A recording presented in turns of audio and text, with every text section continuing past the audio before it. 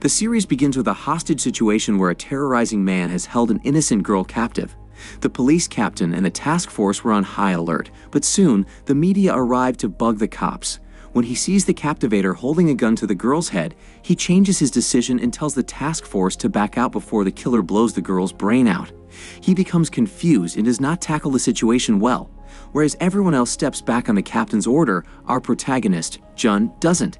Instead, he uses his smart reflexes and strategy to move forward and pin down the kidnapper and save the young girl. Jun goes against the captain's command because he feels guilty for listening to the captain in the previous hostage situation where the kidnapper killed the girl and Jun couldn't save her because of his orders.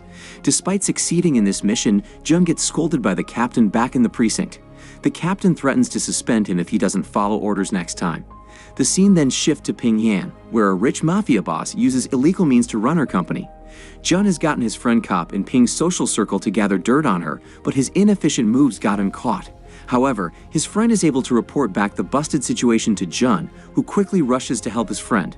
Pyongyang and her men take the friend to a deck, and as they're about to drown him, Jun shows up on his bike and starts fighting them. Sadly, one of Ping's men gets his hands on Jun's friend and pushes him into the sea. He quickly drowns since he couldn't swim. Ping and his men immediately escape the place when they hear police sirens. Luckily, Jun's identity remains a secret since he was wearing a helmet. Jun takes out his friend from the sea and mourns over his dead body. That day, he requests the captain to arrest Pyongyang for murdering his friend, but the captain denies the request, saying that they don't have the physical evidence to prove her guilty. That day, Jun asks his captain to make him an undercover cop so that he can help collect evidence against Ping and get her arrested so that he can bring justice to his departed friend. Meanwhile, Pyongyang is seen meeting up with her mother, who is proud of her mafia daughter. Her mother not only supports her daughter's gangster lifestyle, but also manages and arranges her schedules. After meeting up with her mother, Pyongyang heads to a private meeting in the club. On her way, she gets a call from her twin sister Ping Fan, who was a mystery to everyone in Yan's life.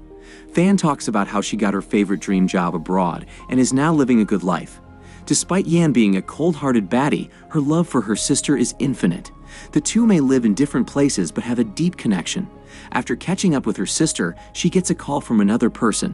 When she looks at her phone to pick up the call, her attention is diverted from the road, which leads to a tragic accident. A giant truck cuts her way out of nowhere and hits her car from the side. Ping was hospitalized in a vulnerable condition. The doctor breaks the news to her mother that the head injuries have gotten her into a coma. The greedy mother is more concerned about the business, so she had her other daughter Ping Fan from abroad come over and take Pyongyang's identity so that their illegal company won't have to face any loss. Besides that, the mother also doesn't want the enemies to know that Yan has gone missing because they will try their best tactics to fill her place and take over her company. Ping Fan becomes excited when she sees her mother's number on the phone as she wasn't on good terms with her mother. The mother breaks down the horrific news to Fan. Ping Fan leaves her dream job and arrives in her hometown only to get traumatized to see her twin sister in a coma. Her mother induces her to change her identity into Pyongyang's and fills her spot like Yan has never disappeared. Innocent Ping Fan sacrifices her looks and gives herself a complete makeover. She cuts her hair short like Yan and mentally prepares herself to meet people like Yan. The mother sends Fan to attend the meeting where her men got into a fistfight with the other gang, which grabs Jun's attention, who was also present in the club as an undercover. When he enters the room, he finds Ping Fan terrified. He is shocked to see her like that since he remembers her as the cold-blooded fighter type. Despite being identical twins, both have extremely opposing personalities. While Yan was the kick-ass boss type, Fan is a soft-spoken and humble-hearted woman. Jun takes her to another room and helps her calm down. Soon the men came to take Fan back to her home. On her way out, she asks Jun if she could repay him somehow. Politely, Jun asks for a position in her company. Fan, without any doubt, hires him as her personal assistant, which made everyone shocked because Yan would never let a stranger in her circle so quickly. Pyongyang's men grow suspicious of Jun, so they ask him to invite them to his place. Jun becomes nervous, but he doesn't say no. The next day, Fan and the men show up at Jun's place and encountered his father on the doorstep. There, his father, who is a retired officer, realizes that Jun is working as undercover, so he plays along and takes care of the situation. Back in the kitchen, his father passes some of his remarks on Fan, saying she looks too innocent to be a gangster. Jun doesn't buy his words and tells his father to stop judging people whom he doesn't know. Soon, Jun begins finding Fan's behavior very strange, so he straight up asks her what's wrong. Ping stutters and makes up an excuse, saying the accident has caused her amnesia, that's why she's been acting awful lately. She uses the same excuse to drag Jun with her to her private place where she gets Jun's help in boxing and fighting. After becoming tired, the two take a hot bath and Jun's suspicions grow rapidly when he finds Ping's back tattoo to be missing. He calls one of his cop friends and asks him to confirm if Yan has a tattoo on her back or if he has a false memory of noticing a back tattoo on Yan while he fought her near the deck. As Fan gets out of the shower, she opens her phone and finds a text from an unknown person saying he knows how the accident was planned and who is behind it. The two immediately get into the car and got on their way to talk to the anonymous reporter who texted them about the man who was behind Yan's accident. On their way, they are attacked by a gang. Jun gets out of the car and fights the bad guys very daringly, but also gets badly injured.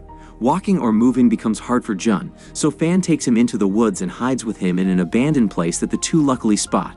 There, Fan gets hyper worried and looks after him.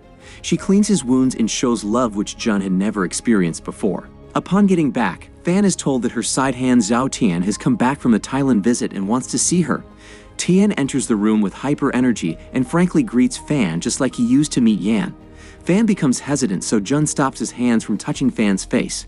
Tian finds it weird, but he ignores her and proceeds to talk about her trip to Thailand. He then passes negative remarks on Jun and says that he doesn't like Jun's attitude. Fan laughs it off and diverts his attention by talking about other things. Tian immediately notices a change in his boss when Fan tells him to sort out the issues without provoking fights. Tian was Yan's right hand and was involved in every illegal activity with her. He knew Yan better than anyone else could. He instantly realizes there has been a switch in his boss's personality. Fan notices that Tian is growing suspicious, so she uses the same amnesia excuse in front of him. He pretends to be buying the excuse, but from within, he smells everything and grows curious. He also gets suspicious of Jun, so he gets his men to keep a strict eye on him. Later that night, Jun takes Fan back to her home. Fan's mother doesn't like seeing her daughter being dropped off by Jun, so she indirectly makes excuses to switch to Jun's department in their company. She says that it's indecent of her to hang around a man without making things official, and that it can affect Yan's reputation since she doesn't do such stuff. The next morning, Jun finds her extremely sad in the office due to the discussion he had with her mother last night, so he cheers her up and enlightens her mood without knowing what's bothering her. During this attention-giving period, Ping Fan starts falling in love with Jun, but she has a hard time accepting to herself that she is falling for Jun. She bottles her feelings inside and keeps her thoughts to herself. That night, when she comes home, she gets pressurized by her mother to hire an actor who can play her husband, revealing that Ping Yan's daughter is coming to pay a visit and demands to meet her father for the first time. Fan is just as confused as us because she didn't know her sister was married or that she had a daughter. The mother also joins hands and states that Yan was personal about her love life. She never talked about her husband with anyone, so his face will remain a mystery to everyone, including her daughter. Her mother reveals that before going into coma, Yan had promised her daughter that she will introduce her to her father when she comes next. That's why her mother suggests that they should hire a random guy who can pretend to be her dad while she will be spending time here. Fan doesn't have anyone else in her mind ever since she started to hang out with Jun, so she reaches out to him in a bowling alley and hesitantly requests Jun to pretend to be her husband, but he gets frozen. Like always, he starts asking a lot of questions and doesn't say yes. Poor Fan is also shy and is not persuasive at all.